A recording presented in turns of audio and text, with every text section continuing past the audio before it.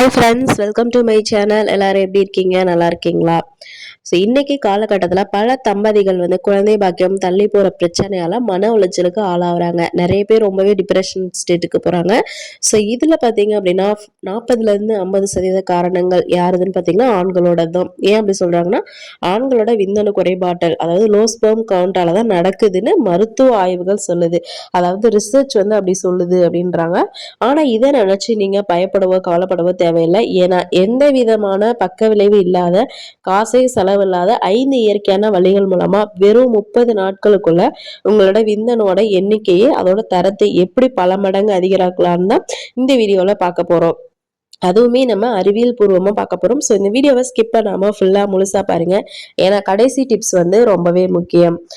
First விஷயம் பார்த்தீங்க அப்படின்னா, நம்ம உணவு முறை, அதாவது நம்ம சாப்பிட்ற ஃபுட்டு, அதுதான் ரொம்பவே முக்கியம். ஸோ விந்தணு வேகமாக உற்பத்தி ஆகிறதுக்கு உடம்புக்கு சில குறிப்பிட்ட சத்துக்கள் தேவை. அது என்னென்ன நம்ம இப்போ ஒன்று ஒன்றா பார்க்கலாம். ஃபர்ஸ்ட் பார்த்தீங்க அப்படின்னா பூசணி விதை. இது ரொம்பவே சீப் அண்ட் பெஸ்ட்டாக கிடைக்கக்கூடியது. ஸோ பம்கின் சீட்ஸ், இதில் வந்து ஜிங்க் அப்படிங்கிற சத்து அதிகமாக இருக்கு. இது ஆண்களோட டெஸ்டோஸ்டரோன் ஹார்மோனை வந்து அதிகரித்து விந்தணுவோட உற்பத்தியை தூண்டும். இது தினமும் ஒரு ஸ்பூன் நீங்க சாப்பிட்றது மூலயமா ரொம்பவே வந்து ஸ்பெர்ம் ஹெல்த்துக்கு ரொம்ப நல்லது. நமக்கு ஈஸியா வந்து கவுண்ட் வந்து இன்க்ரீஸ் ஆகும். நெக்ஸ்ட் செகண்ட் பார்த்தீங்க அப்படின்னா நெல்லிக்காய் மற்றும் கொய்யாப்பழம். ஸோ கோவா அண்ட் கூஸ்பெரி, விந்தணுக்கள் வந்து சேதமடையாம இருக்கிறதுக்கு விட்டமின் சி ரொம்பவே முக்கியம். அதாவது ஸ்பெர்ம் வந்து பிரேக் ஆகாம இருக்கிறதுக்கு ரொம்பவே வந்து இந்த பழங்கள் வந்து ரொம்ப முக்கியம். ஸோ இதுல வந்து தினமும் ஒரு நெல்லிக்காய் சாப்பிட்றது வந்து விந்தணுக்களோட ஆயுளை வந்து அதிகரிக்கும் அப்படின்னு வந்து ரிசர்ச் சொல்லுது. ஸோ கண்டிப்பா நீங்க வந்து என்னன்னா, நமக்கு ரொம்பவே வந்து நெல்லிக்காய் கொய்யாப்பழம்லாம் ரொம்ப கம்மியா கிடைக்கும். ஸோ நெல்லிக்காய் வந்து டெய்லி நீங்க ஒண்ணா எடுத்துக்கலாம். அப்படி இல்லை அப்படின்னா ஜூஸா அரைச்சு குடிக்கலாம். உங்களுக்கு எந்த மாதிரி எடுத்துக்க பிடிக்குதோ அது மாதிரி நீங்க தாராளமா எடுத்துக்கலாம். அதுக்கடுத்து வால்நட் அதுக்கப்புறம் மீன். ஸோ இதுல வந்து ஏன் அப்படி இது பெஸ்ட்னு சொல்றாங்கன்னா, இதுல வந்து ஒமேகா 3 கொழுப்பு அமிலம், அதாவது ஒமேகா 3 ஃபேட்டி ஆசிட்ஸ் இருக்கு. ஸோ இது வந்து உங்களுக்கு விந்தணுத்தோட வடிவத்தையும் அதோட வேகமும் நீந்தி செல்றதுக்கு, அதாவது மொட்டிலிட்டின்னு சொல்லுவோம். ஸோ இது ரெண்டையுமே உங்களுக்கு வந்து ரொம்பவே மேம்படுத்துது. அதாவது மொட்டிலிட்டி, மார்பாலஜி, இந்த 2 கண்டிஷனுமே வந்து உங்களுக்கு நல்லாவே வந்து மேம்படும். ஸோ இதுல வந்து என்னன்னா ஒமேகா 3 ஃபேட்டி ஆசிட்ஸ் இருக்கு. ஸோ கண்டிப்பா வால்நட்ஸ், மீன், இது ரெண்டையுமே நீங்க வந்து நல்லாவே எடுத்துக்கோங்க. வால்நட் வந்து டெய்லி வந்து என்னன்னா ஒன்று சாப்பிடுங்க. மீன் வந்து வீக்லி வந்து 3 or 4 டைம்ஸ் வந்து நல்லாவே ஆட் பண்ணிக்கோங்க. ஏன்னா மீனில் வந்து என்னன்னா இந்த ஒமேகா 3 கொழுப்பு அமிலங்கள் இருக்கு. இது வந்து என்னன்னா நமக்கு ஸ்பெர்முக்கு நான் ஆல்ரெடி சொன்ன மாதிரி ஷேப்புக்கும், அது அந்த நமக்கு வந்து நீந்தி போற தன்மைன்னு சொல்லுவாங்க. இதனாலே நிறைய பேருக்கு வந்து என்னன்னா ஸ்பெர்ம் ப்ராப்ளம் வரும். ஸோ அதனால இது ரெண்டுக்குமே இது ரொம்ப முக்கியம். ஸோ நட்ஸ் வந்து நீங்க நிறையவே எடுத்துக்கலாம். பாதாம் நைட்டு ஃபுல்லாக நீங்க ஊற வச்சுட்டு அதை வந்து காலையில் எடுத்துக்கலாம். இது மட்டும் இல்லாமல் நீங்க கீரையை வந்து என்னன்னா டெய்லி வந்து என்னன்னா ஒரு 1 or 2 days வந்து கழிச்சு நீங்க அந்த மாதிரி வந்து வீக்லி 3 times ஆகுது எடுத்துக்கணும். ஏன்னா கீரையில பார்த்தீங்கன்னா உங்களுக்கு ரொம்பவே சத்து அதிகம். ஸோ அதனால கீரை ப்ளஸ் வந்து என்னன்னா இந்த மாதிரி பழங்கள், காய்கறி எல்லாமே நீங்கள் சேர்த்துக்கணும். இது வந்து ரொம்பவே எங்கள் உடம்புக்கு வந்து என்னென்னா ஸ்பெர்ம் ஹெல்த்தை வந்து நல்லா ரிச்சாக வந்து என்னென்னா ஹெல்த்தியாக கவுண்ட்டை வந்து இன்க்ரீஸ் பண்ணும். ஹெல்த்தி கவுண்ட்டு தான் ரொம்பவே முக்கியம். அதுக்கடுத்து பார்த்தீங்க அப்படின்னா, இப்போ வந்து செகண்ட் வந்து டிப்ஸ் என்னென்னா உடலின் வெப்பம். இதுதான் ரொம்ப ஹிடன் கில்லர்னு சொல்லுவாங்க. நமக்கு வந்து என்னென்னா ரொம்பவே வந்து என்னென்னா முக்கியம் வந்து ஹீட்டு வந்து நம்ம பாடியில் வந்து அதிகமாக இருக்கிறது. இது நிறைய பேருக்கு தெரியறதே இல்லை. ஏன்னா வந்து இந்த விஷயம் வந்து பல பேர் கவனிக்காத ஒரு ஆபத்தே சொல்லலாம். என்ன அப்படின்னா, வெப்பம் வந்து ஆண்களோட விதைப்பையை வந்து, அதாவது டெஸ்டிகல்ஸ்ன்னு சொல்லுவோம், அதை வந்து உடம்போட மற்ற பகுதிகளை விட 2 டிகிரி செல்சியஸ் வந்து குளிர்ச்சியாக இருக்கணும்.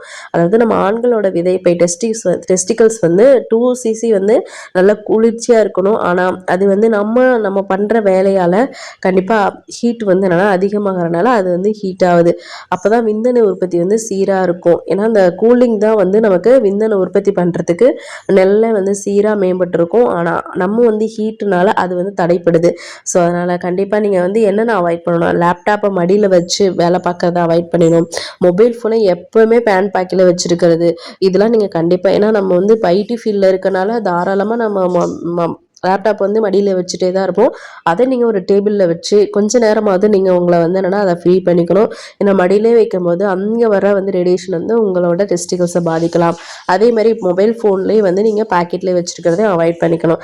அதுக்கப்புறம் ரொம்பவே இறுக்கமான வந்து அண்டர்வேர் யூஸ் பண்ணுறது. நிறைய பேர் வந்து சிந்தட்டிக் அண்டர்வேர் இதெல்லாம் யூஸ் பண்ணுறீங்க.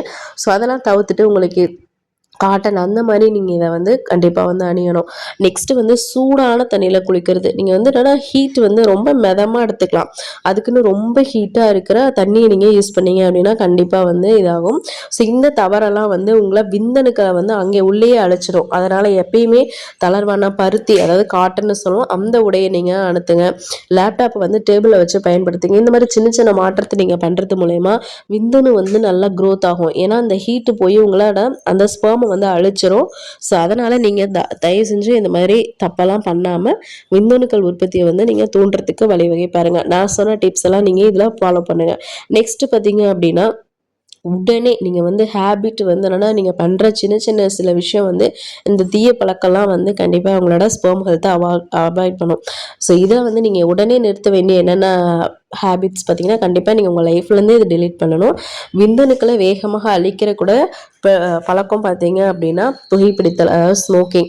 ஏன் அப்படின்னா இதில் வந்து இது எல்லாருக்குமே தெரியும், சிகரெட்டில் இருக்க நிக்கோட்டின் வந்து விந்தணுக்களோட டிஎன்ஏவை நேரடியாக பாதிக்கும். இதனால் விந்தணுக்கள் வந்து பலவீனம் அடையும். ஸோ கண்டிப்பாக நீங்கள் ஸ்மோக் பண்ணுறதை அவாய்ட் பண்ணியே ஆகணும். ஏன்னா விந்தணுக்கள் டிஎன்ஏ அழிச்சிருச்சு அப்படின்னா அது வந்து உங்களுக்கு உற்பத்தி ஆகிறத வந்து தடுக்கும். நெக்ஸ்ட் வந்து மது பழக்கம். ஆல்கஹால் வந்து நீங்கள் அதிகமாக மது அருந்துறதுனால ஆண்களோட ஆண்மை ஹார்மோனை வந்து குறைச்சி விந்தணு எண்ணிக்கையை வந்து தலைகீழாக மாற்றிடும். ஸோ கண்டிப்பாக நீங்கள் ஆல்கஹால் பண்ணுறதை வந்து கண்டிப்பாக அவாய்ட் பண்ணிக்கணும். ஏன்னா உங்களுக்கு வந்து என்னென்னா ஸ்பெர்முக்கு வந்து என்னென்னா அது ரொம்பவே வந்து அஃபெக்ட் பண்ணும். நீங்கள் அப்பா ஆகணும்னு ஆசைப்பட்டால் இந்த 2 பழக்கங்களும் இன்றைக்கே முற்றுப்புள்ளி வைங்க. ஏன்னா குழந்தை இல்லாமல் இருக்கிறதுக்கு இதுவும் மெயின் ரீசன். இந்த ஸ்பெர்ம் வந்து என்னென்னா உங்களுக்கு பாதிக்கப்படுறதும் மெயின் ரீசன். அதனால் நீங்கள் வந்து குழந்தைக்கு ட்ரை பண்ணிட்டுருக்கீங்க அப்படின்னா கண்டிப்பாக இந்த வீடியோ பார்த்துட்ருக்கீங்க அப்படின்னா தயவு செஞ்சு இதை வந்து உடனே ஸ்டாப் பண்ணுங்கள். நெக்ஸ்ட்டு வந்து தூக்கம். ஸோ ஸ்லீப் வந்து நான் அடிக்கடி சொல்கிற விஷயம், ஸ்லீப் வந்து என்னென்னா ரொம்பவே முக்கியம். ஏன்னா உங்களுக்கு வந்து என்னென்னா மன அழுத்தம், தூக்கமும் நீங்கள் எவ்வளோ சத்தான உணவு சாப்பிட்டாலும் ஸ்ட்ரெஸ் அதிகமாக இருந்தால் விந்தணு உற்பத்தி ஆகவே ஆகாது. ஸோ தயவு செஞ்சு நீங்கள் தினமும் வந்து என்னென்னா 7 to 8 hours கண்டிப்பாக ஆழ்ந்த தூக்கம் அவசியம். ஏன்னா நீங்கள் வந்து தூங்கும்போது தான் உடம்பு வந்து விந்தணுக்களை உற்பத்தி செய்யுது. அதனால் நீங்கள் நல்லா வந்து குட் ஸ்லீப் இருக்கணும். எந்த மைண்டு ஸ்ட்ரெஸ்ஸு மன அழுத்தம்லாம் இல்லாமல் அழகாக தூங்கி 7 to 8 hours சேர்ந்திருக்கணும். அப்போ தான் நல்ல விந்தணு உற்பத்தி ஆகும். அதுக்கப்புறம் அஸ்வகந்தா, இது வந்து ஒரு மூலிகை. உங்களுக்கு வந்து என்னென்னா நாட்டு மருந்து கடையிலே கிடைக்கும். இல்லை நீங்கள் ஒரு சித்தா டாக்டர் அணுகி அஸ்வகந்தா, இது வந்து நாட்டு பாரம்பரிய மூலிகை. இந்த பொடியை வந்து தூங்கத்துக்கு முன்னாடி பாலில் கலந்து குளிச்சுட்டு வந்தால் விந்தணு எண்ணிக்கை 160% வரை அதிகரிக்கும் அப்படின்னு ஆய்வுகள் வந்து நிரூபிச்சிருக்கு. அது இல்லாமல் உங்களுக்கு வந்து நட்ஸ் பவுடர், பாதாம், பிஸ்தா எல்லாத்தையுமே பவுடர் பண்ணி டெய்லியும் நைட்டு தூங்க போகிறதுக்கு முன்னாடி பாலில் கலந்து குடிங்க.